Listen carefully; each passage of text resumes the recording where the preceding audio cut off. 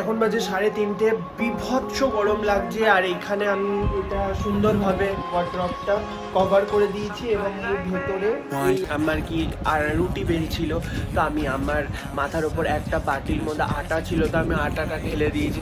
Finally আমি ট্রেনটাতে উঠে বসে গেছি আর ভেবেছিলাম যে এই ট্রেনটা আমি ধরতে পারবো না, আমাকে পরের ট্রেনটা ধরতে হবে, বাট লাকিলি পেয়ে গেছি এবং খুব সুন্দর একটা বসার জায়গা পেয়েছি। বাবা রাস্তার উপরে এখনো দেখেনি আমাকে, হ্যাঁ এখনো দেখেনি, আমাকেই কল করছে।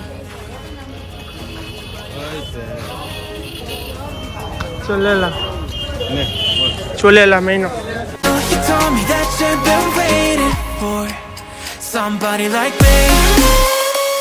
Hey everyone, welcome to our channel RudRik and this is RudRik. চলে এসেছি তোমাদের সামনে আবার একটা নতুন ব্লগ নিয়ে। এখন বাজে 2:30, দুপুর 2:30, আর আজকে হচ্ছে 15th of April। সবার প্রথমে তোমাদেরকে জানাই যে শুভ নববর্ষ। তো পয়লা বৈশাখ যদিও দুদিন আগে হয়ে গেছে, বাট এটা যেহেতু আজকে নতুন ব্লগ স্টার্ট করছি, পয়লা বৈশাখের প্রথম পয়লা ব্লগ, সো সেই জন্য নববর্ষের শুভেচ্ছা তোমাদেরকে জানাচ্ছি। আর বলে দিই আজকে আমি যাচ্ছি বাড়ি, হ্যাঁ। আর হচ্ছে এখন বাজে যেহেতু 2:30 এবং আমি একদমই রেডি হইনি, কারণ আমি জানতাম যে মানে আমার যে পাশের ঘরের রুমমেট জয়দা, ও আজকে বাড়িতে গেছে এবং ও আজকে একদম ভোরের ট্রেনে গেছে, 6:45-এর একটা ট্রেনে। আমি জানতাম যে ওই ট্রেনটা আসানসোল অবধি যাবে, সেই জন্য ভেবেছিলাম যে তাহলে কালকে আমি যাব, বাট আমি পরে দেখছি যে না, ওই ট্রেনটা আসানসোল অবধি নেই, মানে আমাকে বেলা করেই সেই যেতে হবে এত রোদের মধ্যে। তাহলে আমি আজকেই যাই, কারণ আমার সেরকম আর কোনো কাজ নেই, সেই জন্য তাড়াহুড়ো করছি। এবং সমস্ত এরকম আমার সব ব্যাগপত্র গোছানো হয়ে গেছে, তার কারণ আমি বিয়ের জন্য, কাকার বিয়ের জন্য আমি চলে যাচ্ছি এবং বেশ কিছুদিন ওখানে থাকবো, মানে সমস্ত ওকেশন রয়েছে বাড়ির, বুঝতেই পারছো, সেই জন্য সব কাটিয়ে আসবো। বাট বাই দ্য ওয়ে আমি প্রিপারেশন একদমই ছিলাম না, আমি জানি যে আমি কালকে যাবো, বাট তাড়াহুড়ো করছি যে না, যখন দেখলাম যে না কালকে ট্রেন নেই, তাহলে আজকে আমাকে যেতে হবে। তো এখন আমি মোটামুটি এই মানে ট্র্যাক শু আর টি শার্ট পরেছি, আর বেশি কথা বলবো না। এখন আমি যাচ্ছি বাইরে লাঞ্চটা করব বলে, দেন লাঞ্চটা করে ঘরে এসে চেঞ্জ করে ব্যাগ নিয়ে তারপর বেরিয়ে পড়বো, একটু দেরি করব না। এবং সঙ্গে থেকো, দেখতে থেকো, স্কিপ না করে। সো ফার্স্টে আজকে আমি স্নান করে উঠে নিচে নেমেছি এবং নিচে নেমে যে আমাদের বাড়ির যে তারা মায়ের মন্দিরটা আছে সেখান থেকে দেখলাম প্রসাদ পুজো হয়ে গেছে, প্রসাদ রাখা ছিল। তো পয়লা বৈশাখে স্নান করার পর প্রথম দিনে আমি ঠাকুরের প্রসাদ দিয়ে দিনটা শুরু করলাম, হ্যাঁ।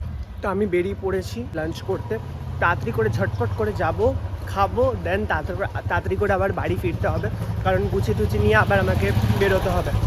তো এই যে আজকে ফার্স্ট পয়লা বৈশাখের খাওয়াটা শুরু হচ্ছে মাছ দিয়ে, রুই মাছ, ডাল, আলু ভাজা, তরকারি, ভাত। তাড়াতাড়ি করে চলো খেয়ে। আর সত্যি বাইরে এতটাই গরম যে আমি যেই জন্যে ভেবেছিলাম সকালে যাব, বাট দেখলাম সকালের যে ট্রেনটা রয়েছে সেই ট্রেনটাতে আমি আসানসোল, মানে সেই ট্রেনটা দাঁড়াবে না, এবং আরেকটা ট্রেন রয়েছে যেটা কিনা 5:45 ট্রেন, এবং এখান থেকে আমি যদি যেতে হয় তাহলে আমাকে 4:30-এর মধ্যে বা 4:30-এর আগে বেরোতে হবে, আর আমাকে উঠতে হবে 3:30-এর মধ্যে। তাহলে বুঝতেই পারছো যে চাপটা কতটা, হ্যাঁ, মানে উদ্ভট টাইম। আর এখান থেকে আমি কোনো বাস টাস তখন পাবো না, কারণ রাত্রেবেলা মাঝরাত তখন 3-3:30, বুঝতেই পারছো ব্যাপারটা হবে না আমাকে, সে এবার দেন কালকে এরকমই যেতে হবে। তাহলে আজকেই চলে যাই, কারণ সেরকম তো বললাম কাজ নেই, সেই জন্যে। ফাইনালি এখন বাজে 3:30, বিভৎস গরম লাগছে। আর এইখানে আমি এটা সুন্দরভাবে এই আমার ওয়ার্ড্রপটা কভার করে দিয়েছি এবং এই ভেতরে এই রকম অনেক কিছু আমি এরকমভাবে রেখে জাস্ট এই টাওয়ালটাকে দিয়ে দিয়েছি। এখানে আমার একটা ব্যাগ, এই দুটো ব্যাগও আমার সাথে যাচ্ছে, বিছানা উঠিয়ে দিয়েছি। বিশাল গরম লাগছে, পুরো 3:30, অনেকটা দেরি হয়ে যাবে, এবার তাড়াতাড়ি করে বেরোই, হ্যাঁ। তো চলো এবারে সব জানলা দরজা অফ করে লাগিয়ে দিলাম, কারণ বেশ কিছুদিনের জন্য যাচ্ছি। আর ঘরে আপাতত আমার রুমমেটরা কেউ নেই, পাশের ঘরেরও নেই, আমারও নেই। কিচেনের জানলাটাও অফ করে দিই, ডাইনিংয়ের দরজা অফ করলাম, এই ঘরের ব্যালকনির দরজাটাও অফ করে দিই। আর এই দেখো এখনকার ওয়েদার, একটুখানি রোদটা পড়েছে যদিও, হ্যাঁ, তাও বিশাল গরম লাগছে। তোমরা আমাকে দেখলে হয়তো বুঝতে পারবে যে মুখ দিয়ে আমার পুরো ঘাম ঝরছে, লিটারালি এতটা গরম। তো বাজে এখন 3:45, ফাইনালি এই যে আমি তালা দিয়ে ফ্ল্যাটে বেরিয়ে পড়েছি। একটা ব্যাগ, এইখানে একটা ব্যাগ, দেন এখানে টোটাল 3-3টে ব্যাগ। এটা মারাত্মক ভারী, প্রত্যেকটা বাড়ি, এটা তো ভারী ল্যাপটপ রয়েছে, বিশাল চাপের ব্যাপার। এখন আমাকে যেতে হবে, যাই হোক পরে কথা বলছি। দুদিন আগে আমি এসপ্ল্যানেড গেছিলাম কিছু জিনিস মানে দুটো শার্ট আমার চেঞ্জ করার জন্য এজাজদার সাথে। তো একবার তোমরা দেখেছিলে যে অনাদির দোকানের যেখানে মোগলাই পাওয়া যায়, সেই মোগলাই ওখানে দোকানটা অফ হয়ে গেছিলো অনেক তাড়াতাড়ি, এতটা সেল। তো আমরা কিছুদিন আগে সেখানে গেছিলাম খেতে, তো সেই ভ্লগটা আগে গিয়ে দেখে ফেলো যাও। তো আমরা চলে এসেছি অনাদির মোগলাইয়ের দোকানে, যেখানে কিনা আগের দিন এসেছিলাম বাট বন্ধ হয়ে গেছিলো, শেষ হয়ে গেছিলো, সেই জন্য দেখিয়ে দিচ্ছি তোমাদের। এই দেখো অনাদির প্রসিদ্ধ মোগলাই সেন্টার, সরি মোগলাই পরোটা। চল এখন ঢুকে বসা যাক। এই যে এজাজটা বসে গেছে,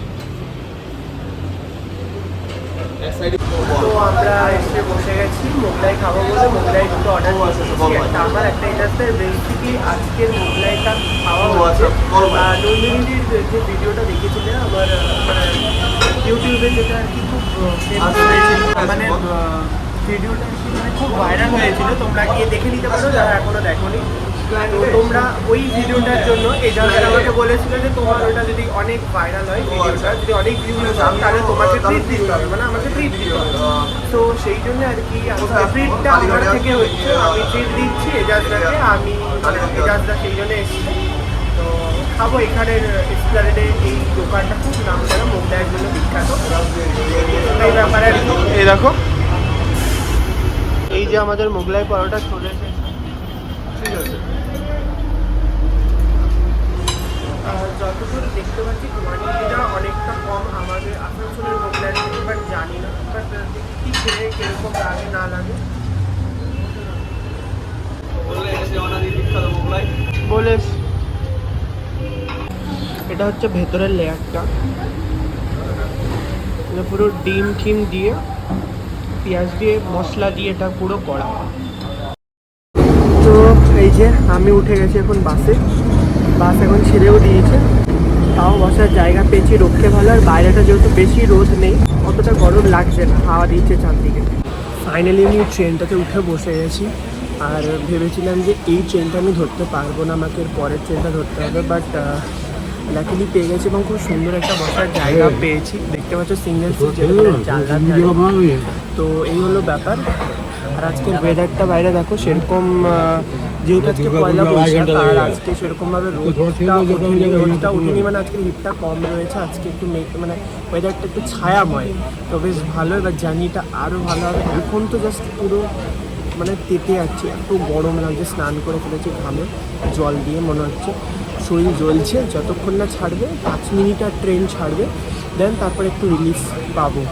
ট্রেন বলতে গেলে আগের তুলনায় একটু কমই লোকজন রয়েছে, মানে সেই তুলনায় পয়লা বৈশাখ তো সকালে যে যার যাওয়ার সকালে সকালে চলে যায়, দেখতেই পাচ্ছ। তো মোটামুটি তুলনামূলকভাবে একটু কম রয়েছে। পর এই জাস্ট এখন ট্রেন ছাড়লো, আর অনেক দিন পর বাড়ি ফিরছি, তো বেশ ভালো লাগছে। এবং এবারের ফেরাটা অন্যরকম, কারণ বিয়েতে বাড়ি, মানে বাড়িতে বিয়ে বিয়ে বলে কথা, বিয়ে বিয়ে গন্ধ, বিয়ের আমেজ, সামনেই বিয়ে, জাস্ট মাত্র 9 দিন বাকি। আর তার আগে রেজিস্ট্রি রয়েছে এবং নানান ধরনের রিচুয়াল হয়, 2 দিন পরেই রয়েছে, সমস্ত কিছু স্টার্ট হয়ে যাবে। তো বেশ ভালো লাগছে, আবার কলকাতায় ফিরে আসবো কিছুদিন পর। তো এই আর কি, প্রত্যেকবারই বলি বাড়ি যেতে ভালো লাগে, বাট কলকাতায় আসতে ভালো লাগে। আমার কলকাতায় থাকতে ভালো লাগে, বাট বাড়িতে থাকতে ভালো লাগে না, এটাই হলো ব্যাপার। কীরকম আজব, তাই না? আমার 3টে ব্যাগ হয়েছে, একটা হচ্ছে ওখানে রয়েছে ওই ব্যাগটা, আর একটা আমি আমার নিচে রেখে দিয়েছি এই যে এখানে, আর একটা এখানে ঝুলি রেখে দিয়েছি। ছাড়া হাত পা নিয়ে বসে আছি, এখন ভীষণ হাওয়া দিচ্ছে, দেখতে পাচ্ছ ট্রেন ছেড়ে দিয়েছে, জানলার ধারে যেহেতু বসেছে, এবারেই মজাই মজা।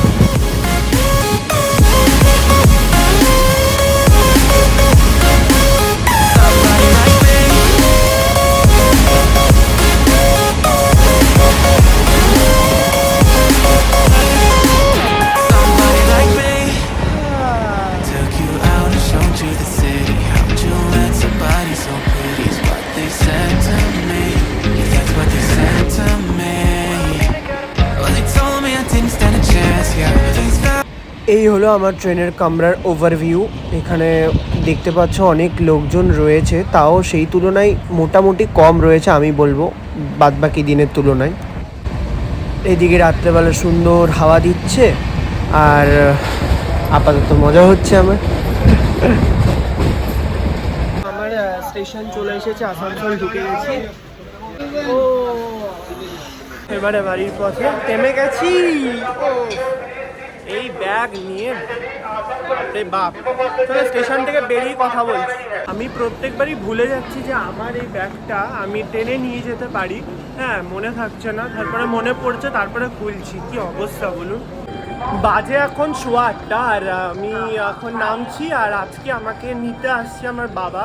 আজকে শনিবার, বাট বাবা আজকে পয়লা বৈশাখে দোকান অফ রেখেছে। সকালে মা পুজো দিয়েছিল মন্দিরে বাবার দোকানের জন্য। সেই হলো ব্যাপার। বাবা নিতে এসছে প্রথমবার। বাবা আমাকে না এর আগে মনে একবার নিতে এসেছিলো। যাই হোক, তো অনেকদিন পর বাবা নিতে এসছে। বাবাকে বলেছি 8টার সময় পৌঁছে যেতে। আশা করছি বাবার তো এখন পৌঁছে যাওয়ার কথা, বাট জানি না, যে বেরিয়েই যাচ্ছি। তো এখন গিয়ে দেখি যে বাবা কোথায়, কতদূর। আমাদের আসানসোল স্টেশনটা কিন্তু সত্যি অনেক বড় স্টেশন, আসানসোল জাংশনটা। তো এখানে সবসময় অনেক লোকজন সবসময় থাকে। যদিও এটা পেছন দিকটা প্ল্যাটফর্মের, সামনের দিকটাতে তো আরও অনেকে ছিল। তো যাই হোক, অন্যান্য স্টেশনের তুলনায় আমাদের আসানসোল স্টেশনটা সত্যি অনেক বড় এবং অনেক লোকজনে ভর্তি। সত্যি কথা বলতে।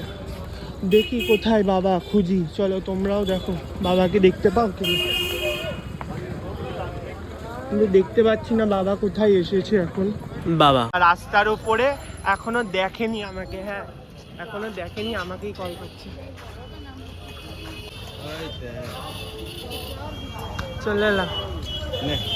চলে এলাম এই না। এই যে ব্যাগটাকে গাড়ির মধ্যে এখানে স্ট্যান্ড করে দিয়েছি। আর এই সাইড ব্যাগটা, পিঠ ব্যাগটা রয়েছে। চলো চাপিয়ে বাপ রে। ঠিক আছে চলো, তো চলো let's go for home. Nobody ever asked if you could dance, yeah. Well, the only one that did that was somebody like me. When you asked my name, I panicked. So what am I? এখন বাজে 8:35। আর ঢুকে গেলাম আমার পাড়াতে।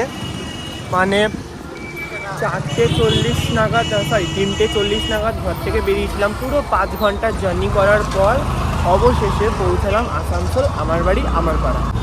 এই যে চলে এলাম। জঙ্গলির এখানে কত ভিড়, পুজো টুজো হচ্ছে আজকে, নববর্ষ না, সেই জন্য। ওই দেখো মাও রয়েছে। আর ওই যে দেখতে পাচ্ছ কারা দাঁড়িয়ে রয়েছে রাস্তার উপরে, ওই যে বাড়ি। ওই দেখো মা আর মানি দাঁড়িয়ে আছে। তো হেই এভরিওয়ান, বাড়িতে চলে এসেছি। আর পেছনে, হ্যাঁ, ব্যাকগ্রাউন্ডে যাকে দেখতে পাচ্ছ তিনি আমার ঠাকুমা, মানে আমার আম্মা। আমি আমার ঠাকুমাকে আমি আমার আম্মা বলতাম। তিনি মারা গেছেন, হয়ে গেল এবারে 16 বছর কমপ্লিট হবে। অনেক ছোট ছিলাম আমি। আমার আম্মা ছিল একজন সুগারের পেশেন্ট।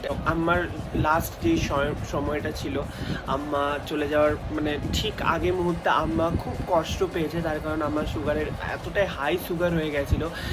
আমার এখনও মনে আছে আম্মা অনেক ওষুধ খেত। আমি আম্মাকে মানে ওষুধটা বের করে দিতাম, হ্যাঁ, স্ট্যাপ থেকে। তো আমি আম্মাকে জল দিতাম, আমি আম্মাকে ওষুধ খাওয়াতাম। মানে যেগুলো আমার সামনে থাকতো, আমি যখন আম্মার কাছে থাকতাম তখন আমার এটা কাজ ছিল, আমার বেশ ভালো লাগতো।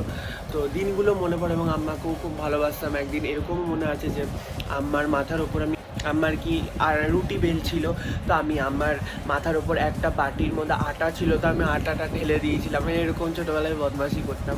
যতই হোক দাদু ঠাকুমা, মানে হয় না যে একটা অন্য ব্যাপার নাতিদের সাথে না, তো সেই রকম এই দিনগুলো এখন ছোট ছোট মনে পড়ে। আর বলে দিই এই ভিডিওটা কিন্তু এখানেই শেষ হচ্ছে না, এটা কিন্তু টু বি কন্টিনিউড, মানে কন্টিনিউ থাকছে। হ্যাঁ, আমি ব্লগ করছি এবং করেছি, যাই বলো না কেন, কারণ ভিডিওটা অনেকটা পরে আমি এই পার্টটা শ্যুট করছি এবং অ্যাড করছি।